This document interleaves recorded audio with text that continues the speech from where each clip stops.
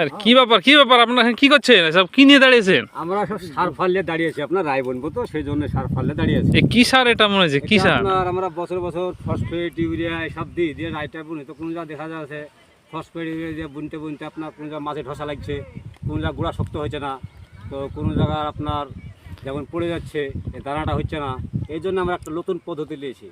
নতুন পদ্ধতি বলতে গেলে আপনার এই বছর যে রাই বুনবো, আপনার 8-10 বিঘা জমিতে রাই বুনবো, আপনার সঙ্গে সঙ্গে আপনার পরশ ডিএপি থাকবে আর হালকা হালকা ইউরিয়া থাকবে। বিঘা পিছু আপনার পরশ ডিএপি 10 কিলো আর ইউরিয়া ফসফেট থাকবে, ফসফেটটা বাদে ইউরিয়া থাকবে আপনার 5 কিলো দিয়ে আমরা এই পদ্ধতিতে রাইটে বুনবো। এই দাদা কিছু বলেন। একটু একই কথা শুনলেন। প্রতি বছর তো ফসফেট দিয়ে বনেন নাকি? প্রতি বছর বনে এবার ডিএপি আর ইউরিয়া চলছে। তাহলে আপনাদেরকে অনলাইনে যোগাযোগ করলে পাওয়া যাবে তো? ঠিক আছে, তাহলে আপনারা দেখি কেমন ছিটান। হ্যাঁ,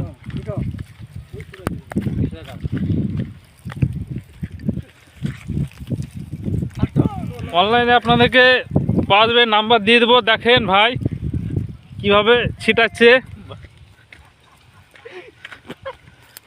পাহি জানে পড়ে না, নাহলে আপনাদের কিন্তু